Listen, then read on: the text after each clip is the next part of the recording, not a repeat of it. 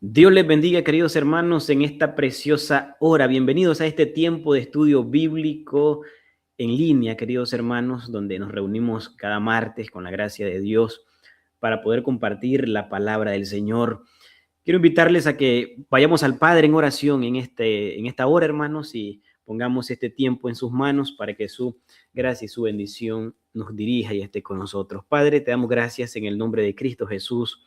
Nos acercamos delante de ti, Padre Santo, no por nuestras obras ni por nuestros méritos, Señor, sino única y exclusivamente por los méritos y la obra de Cristo Jesús, nuestro Señor y Salvador, en la cruz del Calvario. Padre, nos hemos puesto de acuerdo, Señor, para en este tiempo, Señor, reunirnos y estudiar tu palabra, reflexionar en tu palabra, dejar que sea tu palabra la que hable en nuestras vidas, Señor. Pedimos tu bendición y tu gracia, tu dirección. Y todo lo que hagamos, Señor, sea conforme a tu verdad eterna, Señor. Que tu nombre sea glorificado, que tu palabra corra, sea glorificada y pueda producir aquel fruto, Señor, que tú, por el cual tú la has enviado a la vida de cada uno de nosotros. En el nombre de Jesús, nuestro Señor, oramos y te damos infinitamente gracias. Amén y amén. Gloria a Dios. Muy bien, queridos hermanos. Pues el día de hoy llegamos a una de las porciones más citadas, hermanos. Sí, una de las porciones más citadas del Nuevo Testamento o de la palabra del Señor, pero curiosamente, esta es una de esas porciones, hermanos, que es la más mal interpretada, hermana, de todo lo que nosotros conocemos como el Sermón del Monte, esa porción de la Escritura que nosotros hemos estado estudiando a lo largo de varios meses ya. Muchas personas, hermanos, incluso fuera de la iglesia, utilizan estas palabras y conocen estas palabras. Ustedes quizás se van a familiarizar un poco, las recordarán, aquellas palabras que dice, no juzguéis para que no seáis juzgados. ¿Se acuerdan de esa expresión? Sí, esa expresión fue dicha por nuestro Señor Jesucristo en el capítulo 7 del Evangelio de Mateo. Pero, hermanos, aunque muchas personas conocen esta expresión, lastimosamente, pocas veces continúan leyendo lo que dice el resto del pasaje y con frecuencia estas personas utilizan estas palabras para decir que nadie puede señalar a otra persona sobre todo el pecado, nadie puede corregir el error de otro. ¿Por qué? Porque no puede juzgar, no juzguéis para que no seáis juzgados, ¿verdad? Así que nadie puede hacer incluso una evaluación moral de otra persona. ¿Por qué? Porque nadie puede juzgar a otro, no juzguéis para que no seáis juzgados. Pero cuando nosotros estudiamos, hermano, el contexto, vamos a descubrir que Jesús no está prohibiendo todo juicio, no está prohibiendo todo juicio. De hecho, hermanos, unos versículos más adelante, el Señor va a mandar a que nosotros podamos discernir entre lobos y entre ovejas, como lo es el versículo 15 de este mismo libro o este mismo evangelio de Mateo, este capítulo 15, perdón. Él nos dice, guardaos de los falsos profetas que vienen a vosotros vestidos de ovejas, pero por dentro son lobos rapaces. Así que claro que sí, ahí el Señor nos manda a discernir entre los lobos y entre las ovejas. Y en ese mismo pasaje, hermanos, en ese mismo pasaje del capítulo 7 que vamos a estudiar hoy, el Señor Jesús, hermano, habla de dos, utiliza más bien en la figura retórica de su comunicación. Él habla de perros y habla de cerdos, perdón. Y, hermanos, nos exige que ante los perros y ante los cerdos tengamos discernimiento. Por tanto, hermanos, el problema no es juzgar, oiga eso. El problema es juzgar hipócritamente. Ese es el gran problema. Entonces, en esta sección, hermanos, Jesús va a continuar, ¿verdad?, desarrollando poco a poco las características siempre del ciudadano del reino de los cielos, como lo he venido mencionando, cómo debe de vivir el hombre y la mujer que ha nacido de nuevo y que vive para la honra y para la gloria de nuestro Dios. Entonces, después de hablar, hermano Jesús, de la riqueza, de la ansiedad, después de hablar de nuestra confianza, cómo debe ser única y exclusivamente delante de nuestro Padre Celestial, ahora Él dirige la atención de los oyentes, en este caso también nuestra atención, hacia nuestra relación con los demás, ¿sí? Nuestra relación con los demás. Así que aquí voy a compartir esta porción para que ustedes la puedan leer. Voy a hacer un poco más grande la pantalla. Quiero ver, creo que está aquí. Ajá. Para que ustedes puedan apreciar bien ahí desde la comodidad donde usted se encuentra, la porción de la Escritura, así también yo la puedo leer aquí. Dice Mateo 7, del 1 al 6, no juzguéis para que no seáis juzgados, porque con el juicio con que juzguéis, seréis juzgados, y con la medida con que medís, os serás medido. ¿Por qué mirás la paja que está en el ojo de tu hermano y no echas de ver la viga que está en tu propio ojo? ¿O cómo dirás a tu hermano, déjame sacar la paja de tu ojo, y he aquí la viga en el ojo tuyo? Hipócrita, saca primero la viga de tu propio ojo y entonces verás bien para sacar la paja del ojo de tu hermano. No deis lo santo a los perros, ni echéis vuestras perlas delante de los cerdos, no sea que las pisoteen y se vuelvan y os despedacen, dice la palabra del Señor. Entonces aquí, hermanos, quiero comenzar diciendo que en la primera expresión, ¿verdad? Que es uno de los textos más usados, no juzguéis para que no seáis juzgados, ¿verdad? O sea, es uno de los textos que muchas veces se utiliza y lastimosamente se utiliza muchas veces en defensa como para decir, hey, no me digas nada porque tú también eres pecador. No tienes autoridad, no tienes el criterio para poder corregirme en algo porque tú también haces lo mismo y sabes que todos somos pecadores. Entonces, dice la Escritura que no se debe juzgar para que no seáis juzgados. No juzguéis para que no seáis juzgados, porque con el juicio con que juzguéis seráis juzgados, con la medida que medís o serás medido, ¿verdad? Es lo que dice el texto. Entonces quiero hablar un poquito, hermanos, de esto, ¿verdad? Y ya hablé un poquito sobre la introducción, sobre el discernimiento, hablé un poquito sobre esa condena del juicio orgulloso e hipócrita, y vamos a estar hablando un poquito más, o como diría un hermanito en la iglesia, profundizando un poquito más en ese punto que tengo ahí. Esos son los aspectos que vamos a desarrollar. Pero quiero hablar un poquito del contexto, hermano. Quiero hablar un poquito del contexto porque sabemos que estamos pasando por el Sermón del Monte. Todo este capítulo 7 pertenece también al Sermón del Monte. Y Jesús está, hermanos, describiendo cómo vive una persona que ha sido transformada por la gracia de Dios.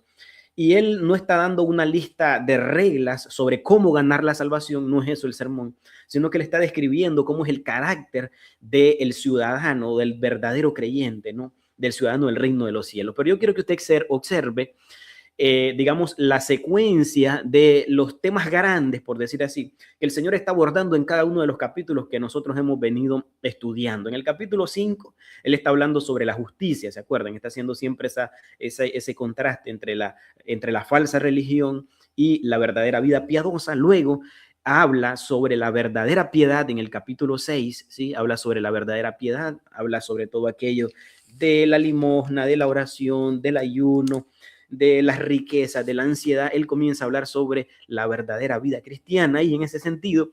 Y en el capítulo 7, hermanos, el Señor va a desarrollar las relaciones verdaderas, ¿verdad? O la relación verdadera con Dios y la relación con el prójimo, ¿sí? Que sabemos nosotros que la ley, los 10 mandamientos, ¿sí? Que Dios dio a Moisés en el Sinaí, el Señor hace un resumen de ellos en amar a Dios sobre todas las cosas y al prójimo como a nosotros mismos. Entonces aquí Jesús, hermanos, está otra vez confrontando un problema común entre los religiosos de la época, un problema común entre la élite que daba la enseñanza, por decir así, sobre el sacerdocio de aquella época. Ellos solían ser muy severos, hermanos, con los pecados ajenos. Oiga, eso es muy interesante porque aquí es donde hago yo hincapié en este punto anterior, en ¿cómo dice aquí? Quiero ver. En este punto anterior, la condena el Señor el juicio orgulloso e hipócrita. Y en ese aspecto, hermanos, es donde estos hombres, ellos eran muy severos, ¿sí? Eran muy severos con los pecados de las otras personas. Ustedes podrán recordar el Señor, cuando llega aquella mujer, ¿sí? Que era pecadora, a lavar, derramar el perfume a los pies del Señor, a enjugarlo con sus lágrimas y todo eso, ¿verdad? Como ellos decían, si este hombre fuera de Dios, si este hombre supiera que esta es una mujer pecadora, esa era la manera en que ellos veían, hermanos, los pecados de las demás personas, pero cuando ellos veían sus propios pecados, cuando ellos veían, hermanos, sus propios pecados, errores delante de Dios, ellos eran muy indulgentes, hermanos, eran muy indulgentes. Entonces, aquí Jesús está confrontando ese problema, ser muy severos con los pecados ajenos, pero ser muy indulgentes con nuestros pecados. Y eso, hermanos, es lo que caracteriza el fariseísmo. Eso es lo que hacían los fariseos. Entonces, cuando nosotros vamos al versículo 1 y versículo 2, nos vamos a dar cuenta que el Señor dice ahí, ¿verdad? No juzguéis para que no seáis juzgados. Y aquí, hermanos, nosotros debemos aclarar de inmediato algo muy importante. Sí, debemos aclarar algo muy importante. Que la palabra griega, hermano, que se utiliza, sabemos nosotros que el Nuevo Testamento fue escrito en griego, obviamente Mateo escribe en griego. Los manuscritos que nosotros tenemos más antiguos de estos textos, hermanos, son escritos en griego. Y nosotros tenemos que saber qué es lo que significa, ¿sí?, la palabra juzgar, ¿sí?, la palabra juzgar, para poder tener una mejor apreciación de lo que el Señor está diciendo. Pero yo quiero comunicarles, hermanos, que esta palabra, que no puedo pronunciar muy bien el griego, pero es más o menos crinó. Crinó es la palabra a la que hace referencia el evangelista Mateo para decir, para usar la palabra no juzguéis, ¿verdad? Pero el significado va a depender de acuerdo al contexto, hermano, de acuerdo al contexto. Esta palabra se conoce como palabras polisémicas, que son una palabra, pero que tiene varios significados de acuerdo a su contexto. Y le voy a poner un ejemplo porque nosotros usamos muchas de estas palabras en el español también. Si yo les digo un ejemplo, hermano, yo necesito ir al banco y sacar un dinero, un ejemplo. Usted, de acuerdo al contexto, va a entender que cuando yo utilizo la palabra banco, me estoy refiriendo a una agencia financiera, ¿no? Usted sabe muy bien eso. Pero si yo estoy en otro contexto, yo le digo, hermano, sabe que yo me siento muy cansado, yo me voy a sentar en este banco, qué sé yo, el banco del parque o alguna banca en el jardín de la casa, en cualquier lugar, un asiento. Ustedes saben que yo no me estoy refiriendo a un agente financiero como lo es un banco, ¿verdad? Sino que me estoy refiriendo a una silla, un lugar donde yo me puedo sentar. Entonces, de acuerdo al contexto, cuando yo utilizo la palabra banco, usted sabe que me refiero o a una agencia o a un banco, ¿no? Un banco, una agencia financiera o bien a un asiento. Entonces, de la misma manera, hermano, se utiliza esta palabra crino y de acuerdo al contexto es que nosotros vamos a saber qué es lo que significa. Para poder saber eso, hermanos, nosotros tenemos que usar las herramientas que tenemos a la disposición, como son diccionarios bíblicos, comentarios bíblicos, analizar las palabras en el griego para poder saber qué es lo que significa. Esta palabra tiene muchos significados. Puede significar evaluar, puede significar discernir, puede significar emitir una sentencia, puede significar condenar, pero el contexto es el que va a determinar cuál es el significado. Así que cuando el Señor dice, no juzguéis para que no seáis juzgados, hay que ver en qué contexto lo está diciendo para saber qué es lo que significa esa palabra. Entonces, aquí Jesús, hermanos, no está diciendo que nosotros no distingamos entre el bien y el mal. No es eso lo que está diciendo. ¿Por qué? Porque vemos nosotros que significa discernir, sentenciar, evaluar, condenar. Sí, no está diciendo eso. Por el contrario, hermanos, toda la escritura nos enseña a nosotros que nosotros tenemos que discernir muchas cosas. ¿Sí? Jesús lo que está diciendo, hermanos, es prohibiendo el juicio hipócrita, no el discernimiento. Yo quiero poner algunos ejemplos bíblicos y qué sí enseña la Biblia con respecto a esto. Bueno, las escrituras nos enseñan, hermanos, que nosotros tenemos que discernir en las enseñanzas que nosotros recibimos, tenemos que discernir la sana doctrina, tenemos que saber qué es correcto y qué no es correcto, qué es la verdad bíblica y qué es un error. Tenemos también que discernir entre los falsos profetas y los maestros que Dios ha llamado. Tenemos que discernir, hermanos, la práctica, ¿sí? O practicar, perdón, la disciplina bíblica y también tenemos que exhortarnos unos a otros, que son parte de lo que significa, hermanos, el juzgar en otros contextos. Pero yo voy a poner algunos ejemplos por aquí. Yo quiero que usted vea lo voy a poner un poquito más grande para que usted lo pueda apreciar mejor. ¿Qué sí enseña la Biblia? La Biblia enseña que nosotros tenemos que discernir la sana doctrina. En Hechos 17:11 se nos dice, y estos eran más nobles que los que estaban en Tesalónica, pues recibieron la palabra con toda solicitud. ¿Cómo? Escudriñando cada día las escrituras para ver si estas cosas eran así. Sabemos nosotros que era el apóstol Pablo quien estaba enseñando a los hermanos en Berea, y ellos, dice hermanos, que eran más nobles que los de Tesalónica, porque todo lo que el apóstol Pablo les estaba exponiendo, ellos cada día cotejaban con las escrituras, y lo que el apóstol Pablo estaba diciendo era verdadero. Hay otro ejemplo que puse aquí, hermanos, que es primera de Juan 4:1, donde dice, amados, no creáis a todo espíritu, sino probad los espíritus si son de Dios, porque muchos falsos profetas han salido por el mundo. Así que sí, hermanos, la escritura nos enseña a nosotros que debemos de discernir, que debemos de juzgar entre el bien y el mal, entre lo correcto y lo que no es correcto. ¿Estamos de acuerdo con eso? Entonces continuamos. ¿Qué nos enseña la Biblia? La Biblia nos enseña que nosotros también debemos de identificar los falsos maestros. Mateo 7:15, que fue el texto que les leí anteriormente, dice, guardaos de los falsos profetas, cuídense de los falsos profetas, porque vienen a vosotros vestidos como ovejas, pero por dentro son lobos rapaces, ¿sí?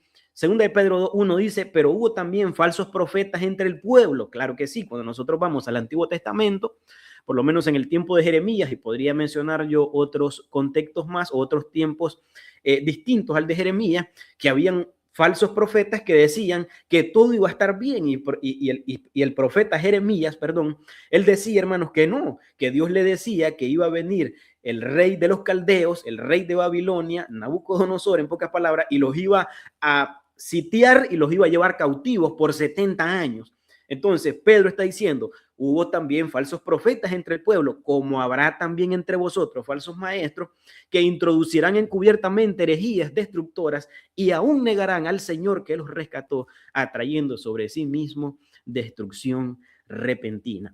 Entonces, sí, hermanos, nosotros tenemos que juzgar, claro que sí, entre los falsos maestros y los maestros verdaderos. ¿Cómo lo podemos hacer? Conociendo la palabra de Dios únicamente. Si usted no conoce la palabra del Señor, si yo no conozco la palabra del Señor, cualquiera va a venir enseñando cualquier cosa y lo engañará. Pero si usted conoce la palabra del Señor, hermanos, usted está cimentado sobre la roca, que es el fundamento de apóstoles y profetas, siendo la principal piedra del ángulo nuestro Señor Jesucristo. ¿Qué nos enseña la Biblia? La Biblia nos enseña, hermanos, que también nosotros tenemos que practicar la disciplina. En Mateo 18, el verso 15 al 17 dice, por tanto, si tu hermano peca contra ti, ve y repréndele estándolo tú y él solos. Y si te oye, has ganado a tu hermano. Mas si no te oyere, toma contigo a uno o a dos, para que en boca de 2 o 3 testigos conte toda palabra. Y si no los oyere a ellos, dilo a la iglesia. Y si no oyere a la iglesia, tenle por gentil y publicano. Así que, claro que sí, hermanos, se puede jugar de esa manera, y el procedimiento de las escrituras es ese que usted está viendo en su pantalla. Primera de Corintios 5, versículo 12 al 13 dice, porque ¿con qué razón tendría yo para juzgar a los que están afuera? ¿No juzgáis vosotros a los que están adentro? Dice el apóstol Pablo. Porque a los que están afuera, Dios los juzgará.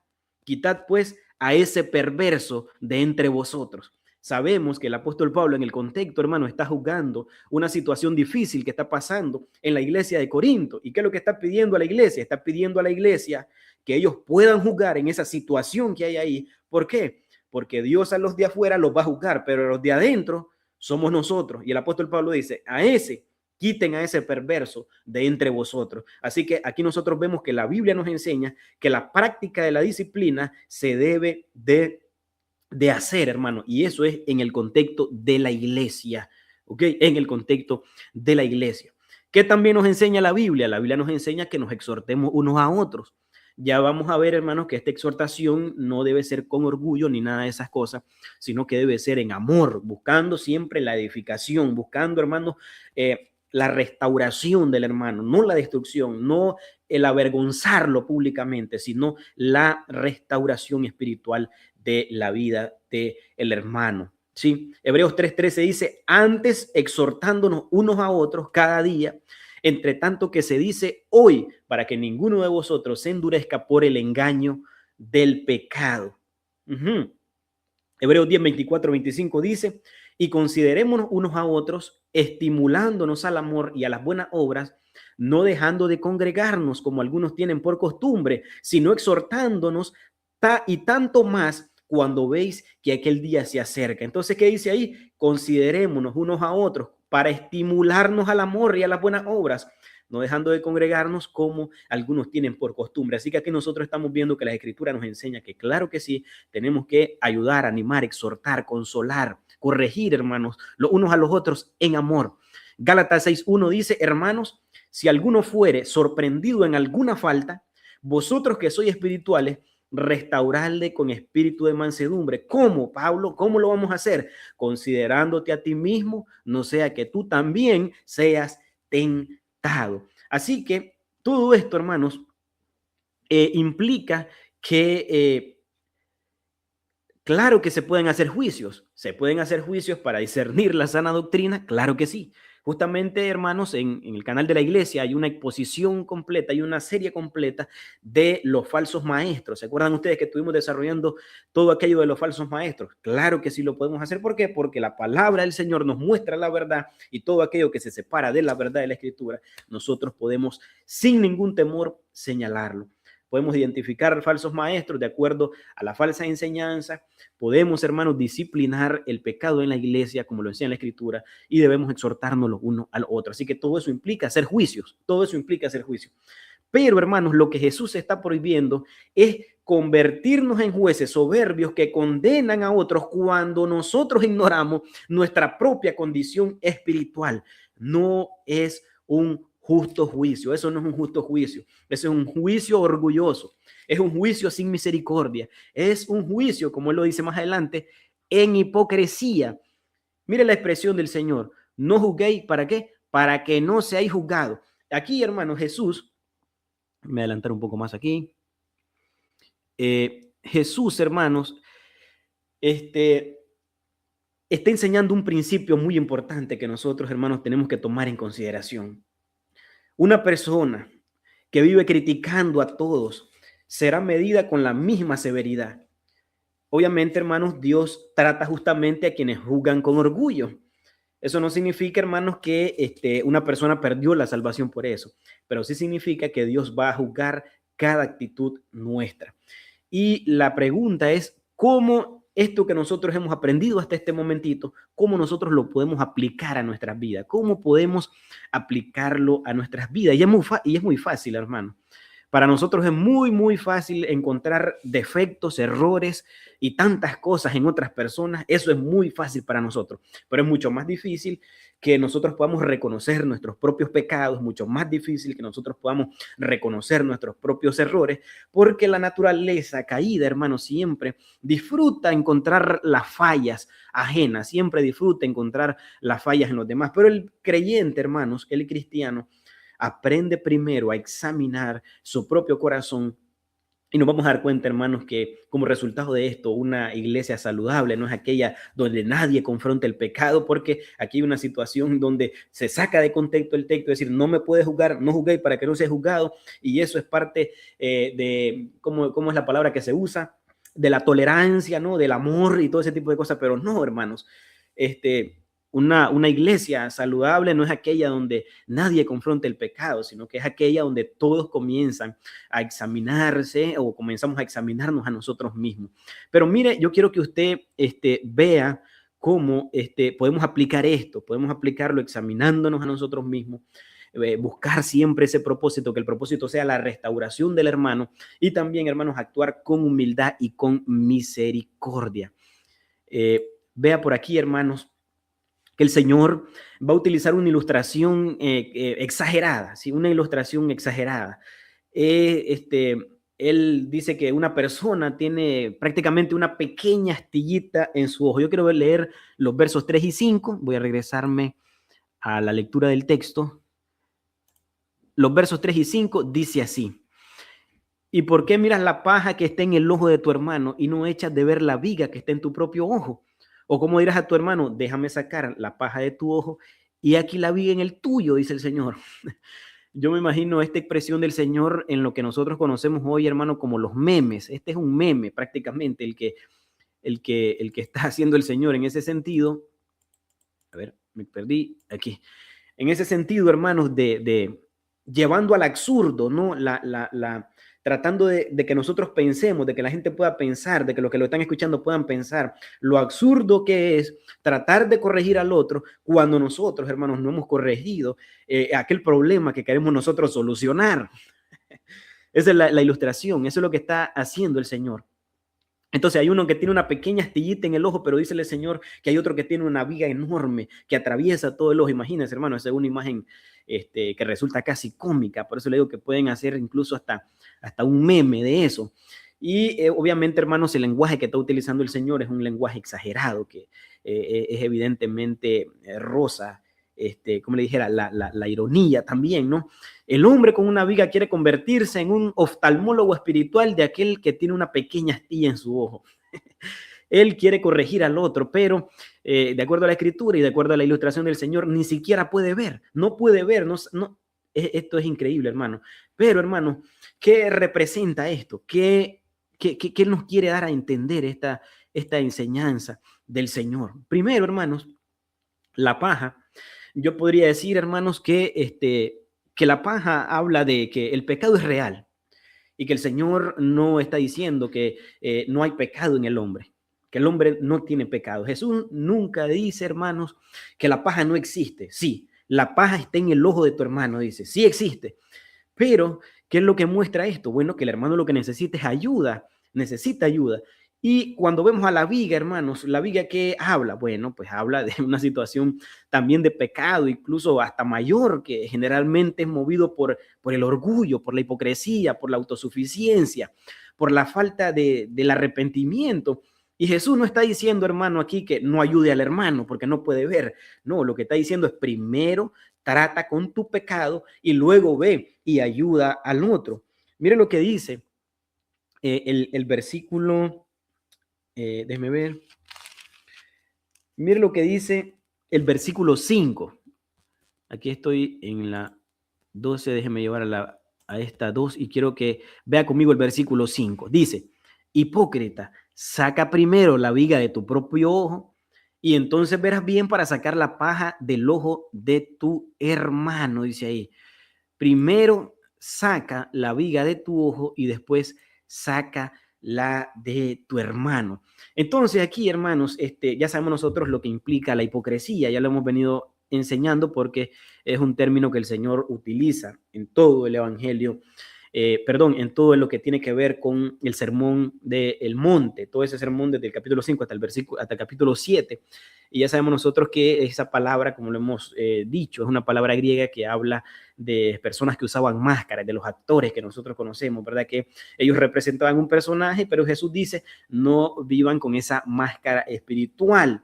Sí, Jesús dice que no vivamos así, que no se viva así, que no se aparente la santidad, la vida piadosa, que no se critique desde una posición falsa.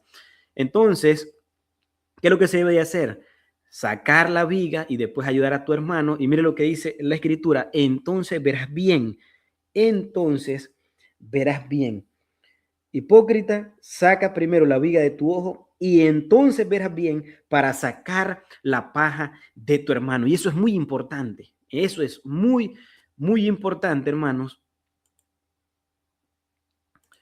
Eso es muy importante porque Jesús no termina diciendo que no saque nunca la paja del hermano. Eso no es lo que dice el Señor. Jesús dice, primero saca la viga y luego vas a ver bien para poder sacar la paja del hermano. Y aquí aplica todo aquel criterio de juicio que nosotros estuvimos viendo de la doctrina, de los falsos maestros, de la disciplina y también, hermanos amados, de la exhortación los unos a los otros. Pero ¿cuándo se hace eso? Bueno, cuando primeramente la viga que no nos deja ver, la hemos quitado. Así que aquí lo que está hablando el Señor, hermano, es de la restauración del hermano. La restauración del hermano sigue siendo necesaria porque dice, verás bien y ¿para qué? Para sacar la paja de tu hermano. Pero esto, hermano, debe hacerse con humildad, debe hacerse con arrepentimiento, debe hacerse con amor, con misericordia. Entonces, antes de corregir, hermanos, primero debemos de preguntarnos ciertas cosas, ¿verdad? Confesar nuestro pecado propio. queremos ayudar a un hermano, queremos corregir a un hermano, pero nosotros tenemos que haber tratado con esa situación en nuestra propia vida primero, ¿verdad? Entonces, después de prohibir el juicio hipócrita, el Señor, Jesús dice, hermanos, en el versículo, y este es el último verso, en el versículo 6, quiero llevarlos al verso 6, nuevamente aquí. El versículo 6, el último, dice, no deis lo santo a los perros, dice, ni echéis vuestras perlas delante de los cerdos, no sea que las pisoteen y se vuelvan y os despedacen. No deis lo santo a los perros, ni echéis vuestras perlas delante de los cerdos, no sea que la pisoteen, y se vuelvan y os despedacen, dice el Señor, ¿verdad? Entonces, aquí, hermanos, Mateo, en ese verso 6, o más bien el Señor en ese verso 6, habla de perros y de cerdos. ¿Y eso qué implica eso? ¿Qué tiene que ver eso? Bueno, tenemos que entender un poco el contexto judío, hermanos. En el mundo judío, los perros no eran mascotas como en el tiempo en que nosotros estamos viviendo. Eran animales callejeros, eran animales inmundos, eran animales violentos, ¿verdad? Y los cerdos, ¿qué eran? Bueno, también eran animales inmundos, eran animales que representaban todo aquello que desprecia lo sagrado, que desprecia lo santo. Por eso el Señor, cuando se habla de la abominación, ¿verdad? De la abominación desoladora, fue en una ocasión, hermanos, donde un cerdo se sacrificó en el altar del Señor, y eso es totalmente repudiable en el contexto judío. Pero, hermanos, ¿qué representan aquellas cosas santas? ¿Qué habla de aquellas cosas santas? No des lo santo, dice, a los perros, ni echéis las perlas, dice, hermanos, a los cerdos. ¿De qué habla esto? Bueno, todas aquellas cosas como el evangelio, la verdad misma, todas aquellas realidades espirituales de la palabra del Señor, la misma enseñanza de la palabra, ¿verdad? No significa que nunca, hermanos, debamos de predicarle a los incrédulos, no es eso, ¿verdad? Porque Jesús mismo predicó y él le habló a pecadores, los apóstoles también hablaron con pecadores. El punto aquí es otro, hermano. El punto, oiga esto, y este es un aspecto muy importante, es que hay personas que persistentemente, hermano, desprecian el evangelio. Hay muchas personas que ridiculizan el evangelio y se gozan en eso. Hay muchas personas que atacan el evangelio, que blasfeman el evangelio. Y en esos casos, hermanos, Jesús enseña que llega un momento, hermanos, donde si se continúa insistiendo hacia esas personas en el evangelio, hermanos, lo único que produce es un endurecimiento mayor. Y hay muchos ejemplos bíblicos, hermanos, donde el Señor Jesús permaneció en silencio, hermano, ante situaciones de personas como esta, donde no le dio lo santo a los perros ni le echó la perla a los cerdos. Algunos ejemplos fue cuando Herodes, hermanos, Herodes Antipas, él quería solamente buscar el entretenimiento, haz un milagro, quiero verte. ¿Qué dice la Escritura? Que el Señor permaneció callado. El apóstol Pablo también, hermanos, cuando algunos judíos rechazan persistentemente el evangelio, él anunció que llevaría su mensaje a los gentiles. Lo estuvimos estudiando el domingo, hermano, eso, en la escuela dominical. Así que ustedes ya saben a lo que yo me estoy refiriendo. Así que no es falta de amor esto, hermano, sino que está hablando el Señor de discernimiento, de discernimiento. Eso es lo que está refiriéndose este pasaje. Aquí sí que nosotros vemos esa tensión del pasaje, ¿verdad? No al juicio orgulloso, pero sí al discernimiento espiritual. El creyente ama la verdad, el creyente ama la santidad, pero también ama la verdad, queridos hermanos. Entonces, no toda persona, hermanos, quiere aprender realmente. Sí, hay muchas personas que preguntan para mofarse, para burlarse, para medir, qué sé yo, el conocimiento, para tratar de envolver en una pregunta trampa, como se dice comúnmente, pero no quieren aprender. Hay muchas personas que no quieren aprender, que no quieren crecer, hermano. Hay muchas personas que solo tienen curiosidad, no sé, pero lo que nosotros podemos aprender aquí a través de la Escritura, hermano, es que no toda discusión vale la pena. El Señor supo callar en el momento que era necesario y supo hablar en el momento que era necesario. Pablo también hizo lo mismo, hermanos. Sí, Pedro también hizo lo mismo. Así que nosotros debemos de ver y entender estas cosas también. Hay momentos, hermanos, donde seguir discutiendo, debatiendo, argumentando, lo único que hace solamente es endurecer el corazón del incrédulo. Pero, ¿qué es lo que necesitamos nosotros? Necesitamos la sabiduría de Dios para saber cuándo hablar, para saber cuándo callar. No por cobardía, hermanos, sino por discernimiento. Y eso, hermanos, es obra y producto del Espíritu Santo. Así que cuando vemos la atención del pasaje, hermanos, el texto mantiene esas dos verdades, ¿verdad? Que nosotros debemos de conservar juntas. No podemos ser jueces orgullosos, hermanos. No podemos tratar de corregir sin amor y desde ese ámbito de superioridad, pero tampoco, hermanos, debemos abandonar el discernimiento espiritual, porque el cristiano no vive condenando a todos, pero tampoco, hermanos, el cristiano acepta todo como si nada le importara. No, nosotros amamos la verdad, amamos la santidad, la misericordia y siempre procuramos, hermanos, reflejar el carácter de Cristo en nuestras vidas. Entonces, ¿cómo aplicamos esto ahora, hermanos, a nuestras vidas? ¿Cómo nosotros aplicamos esta porción de la Escritura, esta porción de la palabra del Señor a nuestras vidas? ¿Cómo nosotros podemos aplicar esto? Antes, hermanos, de señalar un pecado ajeno, primero preguntémonos, hermano, ¿qué necesitamos corregir nosotros? ¿Qué Dios necesita corregir en nosotros? Porque lo que la Escritura nos enseña, hermanos, es que el corazón contrito y humillado Dios no lo desprecia, hermanos. En cambio, el corazón enaltecido, él obede lejos, el corazón orgulloso, él obede lejos. Así que la humildad, hermanos, es la que abre las puertas, ¿ok?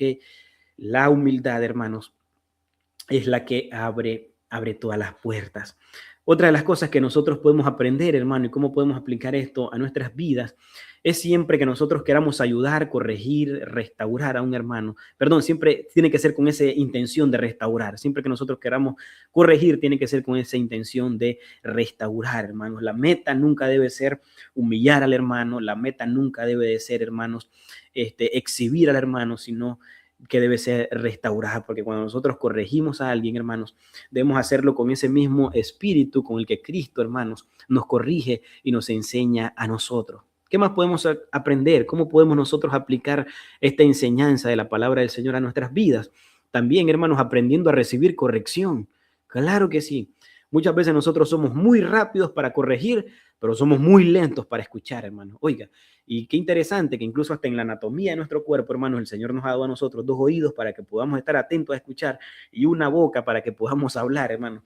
Así que una persona que es madura, hermanos, sabe recibir la exhortación y no solamente la recibe, sino que también la recibe con agradecimiento, con gratitud. ¿Qué más podemos aprender, hermanos? Aprender a desarrollar el discernimiento espiritual. No todo consejo merece atención, hermanos.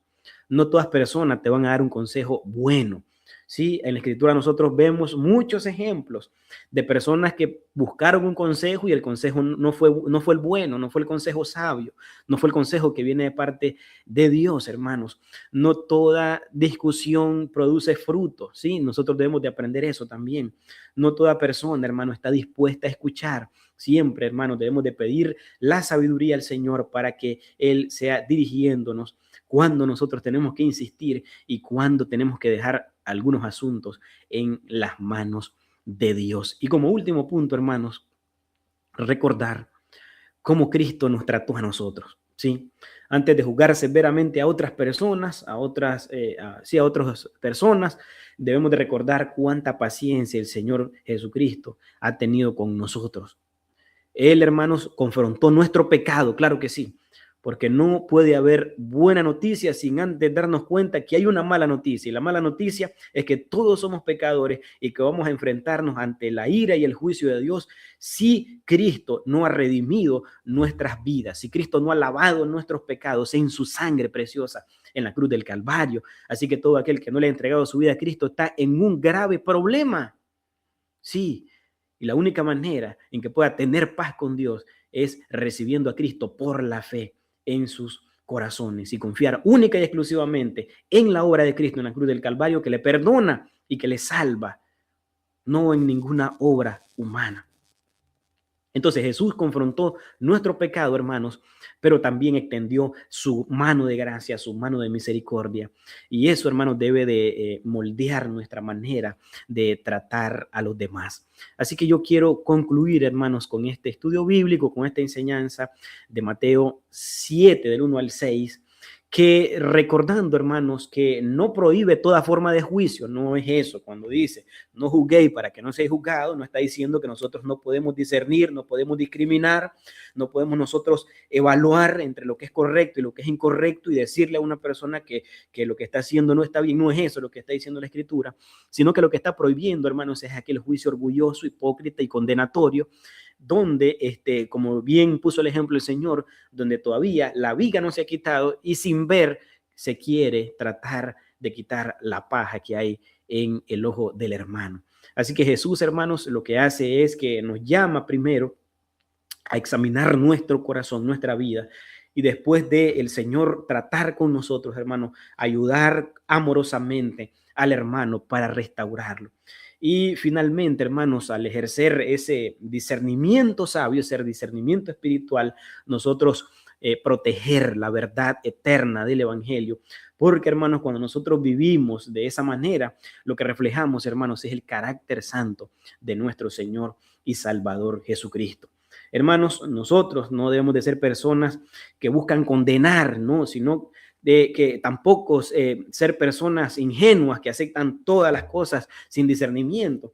No, somos discípulos de Cristo que conocemos la gracia del Señor, que amamos la verdad de la palabra de Dios y que procuramos con humildad restaurar a nuestros hermanos. Hermanos amados, que el Señor nos conceda esos ojos que necesitamos espirituales para poder ver nuestro propio pecado y con un corazón humilde, hermanos, servir al Señor, servir a nuestros hermanos y con sabiduría también, hermanos, tratar con fidelidad las cosas santas que Él ha puesto en nuestras manos. Así que ahí está, hermanos, esta reflexión de este día y rogando al Señor, hermano, que sea de gran bendición para sus vidas y que la puedan compartir con algún amigo, con algún hermano que lo necesite. Así que Dios les bendiga grandemente. Recuerden que el día de mañana, miércoles, si el Señor nos da la vida, vamos a tener culto, hermanos, de oración. Vamos a tener culto de oración para que estemos por allá a las 7 de la tarde, hermanos. Vamos a estar orando y les pido oración, hermanos, y justamente al final hoy vamos a estar teniendo un tiempito de oración para que estemos orando por mi hermano. Como ya saben ustedes, él ha estado un poco indispuesto en cuanto a su salud. Él tiene programada su cirugía para el día de mañana, así que les voy a pedir, queridos hermanos, que estemos orando por él. También les voy a pedir que estemos orando por nuestra hermana Delia, hermanos. Siempre sigamos orando por nuestra hermana Delia. Sabemos que el proceso no es fácil, el proceso de su recuperación no es fácil. Oremos por ella para que el Señor le fortalezca, para que el Señor le consuele en este tiempo. Y también oremos, hermanos, por nuestro hermanito Michael, que ha estado un poco enfermo, hermanos, en nuestra hermanita, su mamá, ¿verdad? Nuestra hermana Eugenia nos hizo saber que estaba mal de salud. Yo hablé con ella hace rato y esperamos que Michael pueda seguir recuperándose, hermano, que recupere el apetito y él pueda estar mejor. Gloria a Dios. Y los hermanos que quizás están en su trabajo en este día o se han sentido cansados, que el Señor les fortalezca, les bendiga, les guarde de manera especial. Así que voy a invitarles, hermanos, que pongamos este tiempo en las manos del Señor y que la gloria y la honra sea para nuestro Dios en su plenitud. Padre, venimos delante de tu presencia, Señor, dándote gracias, Padre, porque tú nos permites abrir las Escrituras, Señor, y reflexionar en tu palabra, Señor. Tu palabra nos anima, nos fortalece, nos enseña, Señor. Moldea nuestras vidas, Señor amado. Corrige, Señor, todo aquello que quieres tú, oh Señor, mejorar en nuestro proceso de santificación en nuestras vidas, Señor. Yo te pido, Padre, por la vida de cada uno de mis hermanos, Señor, y darte gracias por la oportunidad y el privilegio que me das de servir a tu pueblo, de servir a tu iglesia, aquella que tú has comprado con tu sangre preciosa, Señor. Aquellos hijos tuyos, Señor, a tu pueblo, todos aquellos hermanos que somos en Cristo, lavados con la preciosísima sangre del Cordero de Dios. Yo te pido que tú bendigas cada vida, que fortalezcas cada vida, Señor, que tú consueles cada corazón, Señor, que tú fortalezcas cada vida, Señor, a los hermanos que se sienten quizás cansados en sus cuerpos por el transcurso de las obligaciones y del día, de sus trabajos. Señor, fortalece los cuerpos, las mentes, Señor, el espíritu, Padre Santo. Yo te pido que tú bendigas a nuestra hermana Delia, a nuestro hermano Michael, a mi hermano Medardo, Señor. Yo te pido que tú le fortalezcas, que uses la vida de los médicos, que seas tú el médico por excelencia, el cirujano por excelencia, Señor. Nosotros estamos confiados y abandonados en tus manos de amor y en tus manos, en tu gracia, Señor. Ahí es donde estamos abandonados, porque sabemos que tú siempre has tenido el control de todas las cosas, Señor. Y tú eres bueno y misericordioso, Señor. Y siempre tus propósitos, Señor, se cumplirán en la vida de tus santos, Señor, en la vida de los tuyos.